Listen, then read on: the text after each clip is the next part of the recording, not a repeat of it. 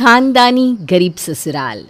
एक रोज आलोक हमेशा की तरह अखबार पढ़ रहा था और आवाज देकर अपनी पत्नी श्वेता से कहता है, सुनती हो, पेपर के साथ गरम चाय मिल जाए तो बात बन जाए। लाती हूँ।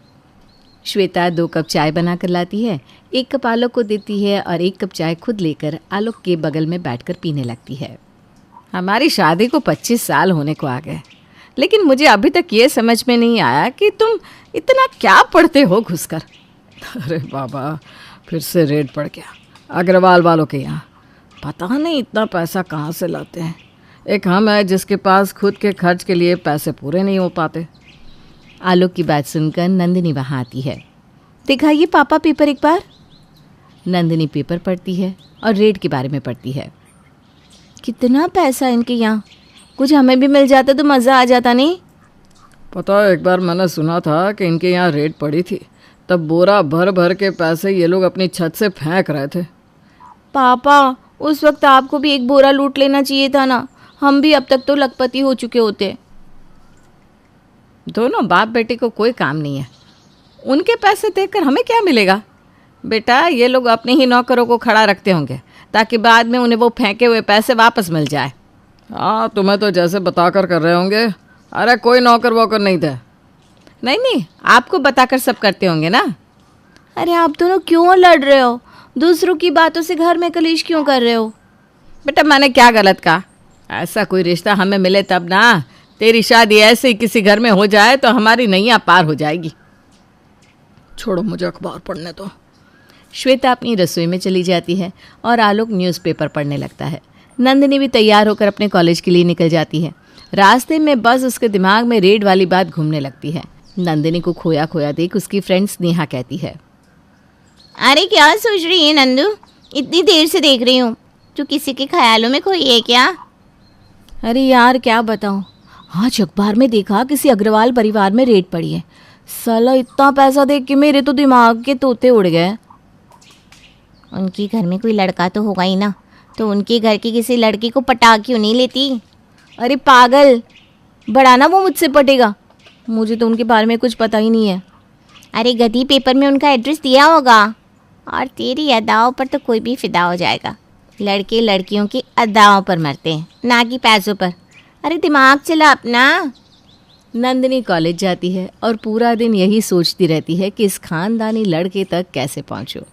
इधर आलोक भी उसी लड़के से अपनी बेटी का रिश्ता लगाने में लगे रहता है। कॉलेज से आकर नंदिनी न्यूज़पेपर पढ़ती है और उसमें उन खानदानी लोगों का पता देखती है। अच्छा, सूता पट्टी, एक बार चल के देखा जाए उनका घर। स्नेहा को कॉल करती हूँ। नंदिनी स्नेहा को कॉल करती है और सज सवर कर घर से निकलने लगती है। श्वेता उसे देखकर कहती है, अरे अभी तो तू आई है, अभी कहाँ चली जा रही है? ये सब क्या है? मम्मी, तुम्हें पैसे वाला दामाद चाहिए था ना, उसी का इंतज़ाम करने जा रही हूँ। अरे गधी, कोई उल्टी सीधी हरकतें मत करना। इधर नंदिनी स्नेहा के साथ अग्रवाल वालों का घर देखने निकल जाती है। उधर आलोक भी अपने दोस्त के साथ अग्रवाल वालों का घर देखने निकल जाता है। सूता पट्टी चारों पहुंच जाते हैं। वहां जाकर नंदिनी देखती है कि अगल बगल 2 घर हैं। दोनों घर के बाहर अग्रवाल हाउस लिखा हुआ है। कौन सा घर है? कन्फ्यूजन हो रहा है। अरे घर तो दोनों सुंदर है, लगता है एक ही आदमी के 2-2 घर हैं। एक काम करते ना, थोड़ा वेट करते हैं, कोई तो घर के बाहर आएगा ना। वाह, दिमाग लगाना सीख गई तू। इधर आलोक भी अपने दोस्त के साथ दूर खड़ा इसी असमंजस में था कि जिस घर में रेड पड़ी है वो घर दोनों में से कौन सा है। अरे क्या इतना सोच रहा है? दोनों ही घर पैसे वाले लग रहे हैं, कोई किसी से कम नहीं दिख रहा। इस जगह पर घर होना कोई छोटी मोटी बात नहीं है। हाँ, बात तो तू सही कह रहा है। अरे वही तो, कभी एक के घर तो कभी दूसरे घर में रेड पड़ती रहती होगी। दोनों का नाम अग्रवाल वाले ना, तो समझ में नहीं आ पाता होगा। अरे पर तो अब क्या किया जाए?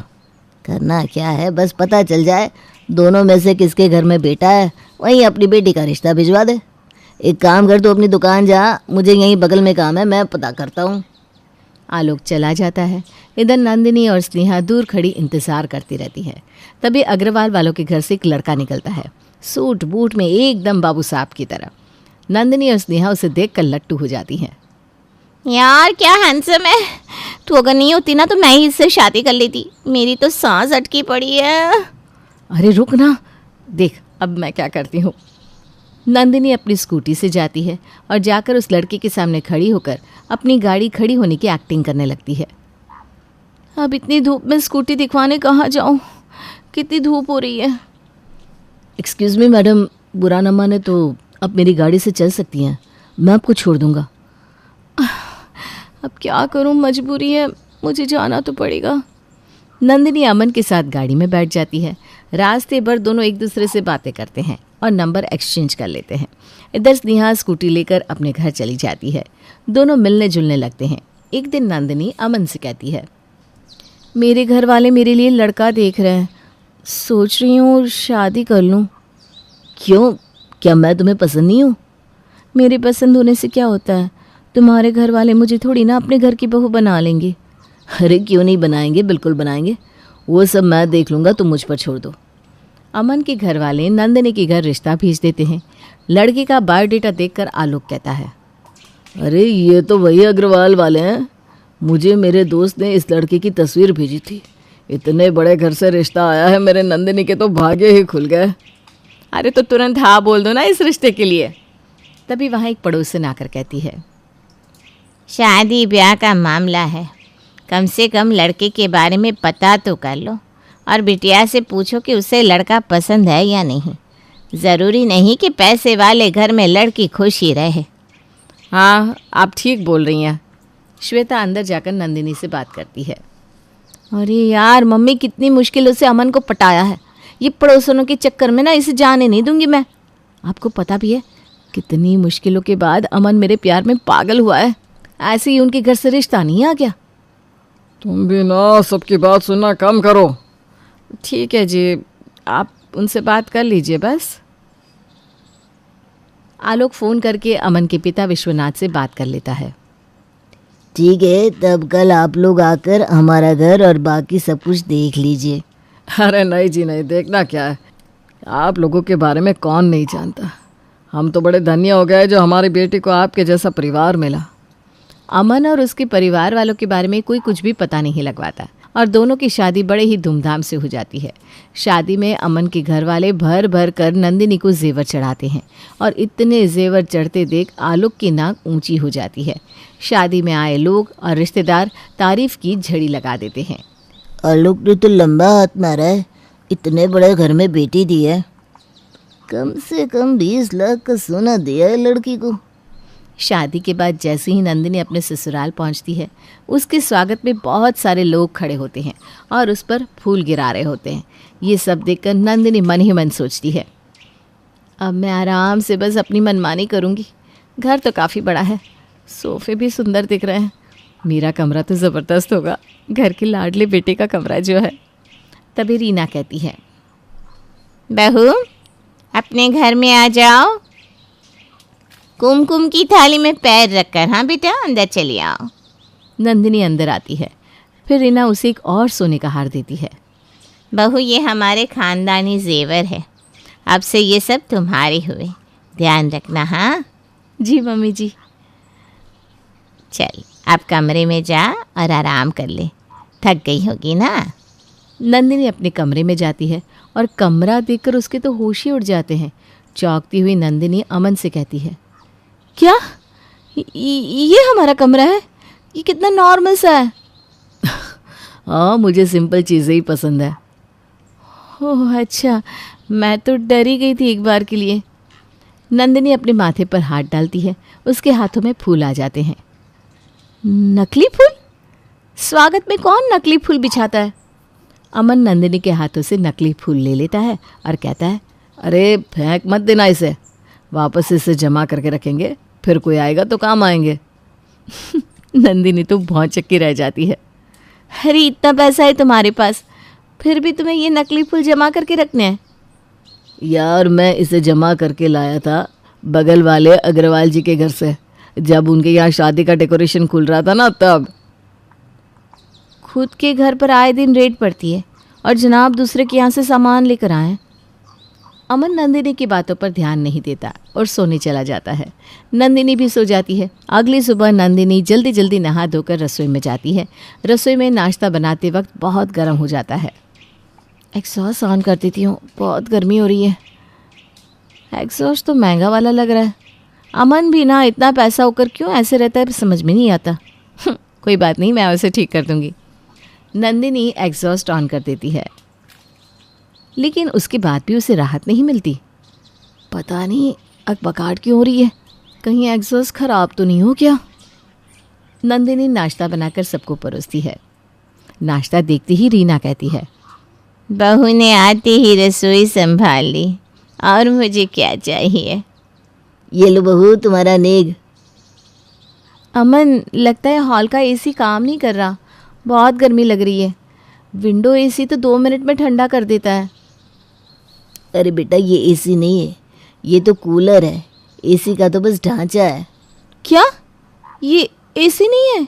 अरे नहीं नहीं, वही तो मैं तुम्हें कह रहा था, लेकिन तुम्हें मेरी सुननी कहाँ है। हमारे कमरे में भी कूलर है, एसी नहीं। उसमें भी ना बस एसी का ढांचा लगा हुआ है।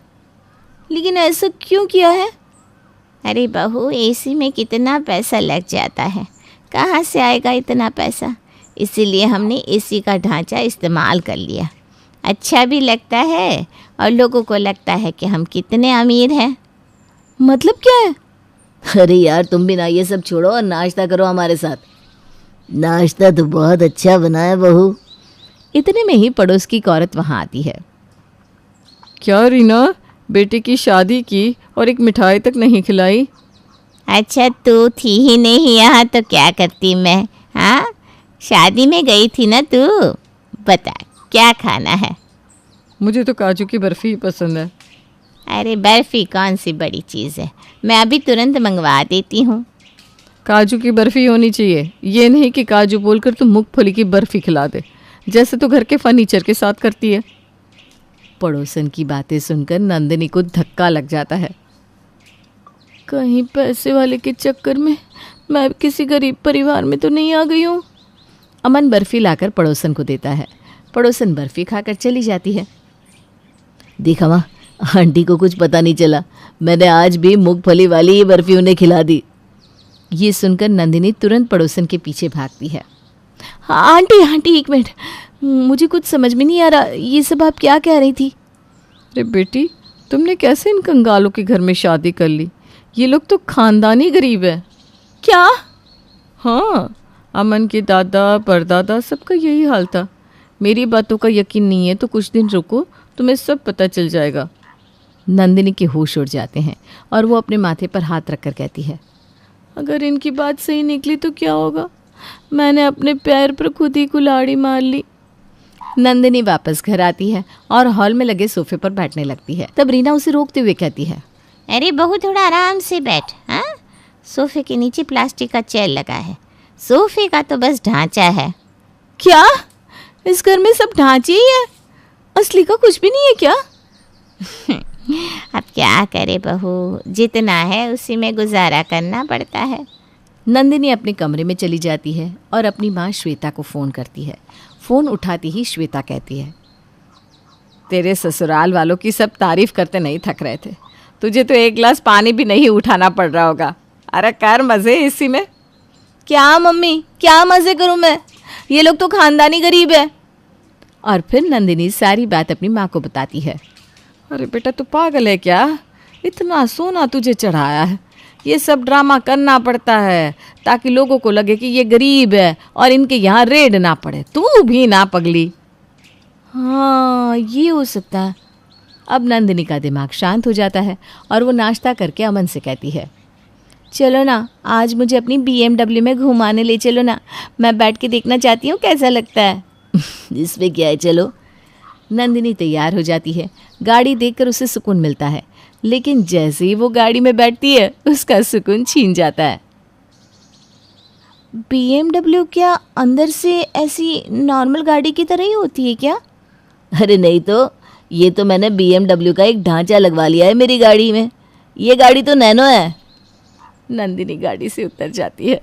नहीं मुझे कहीं नहीं जाना, तुम लोग खानदानी गरीब लोग हो। नंदिनी अपने कमरे में जाकर बहुत रोती है और सच पता लगाने में लग जाती है। इसी तरह एक हफ्ता बीत जाता है, लेकिन नंदिनी को कुछ भी क्लियर नहीं हो पाता। एक दिन नंदिनी जब नहाकर निकलती है तो उसकी नज़र उसके गले की चेन पर पड़ती है। ये चेन का कलर कैसे चला गया? कहीं ये नकली तो नहीं है?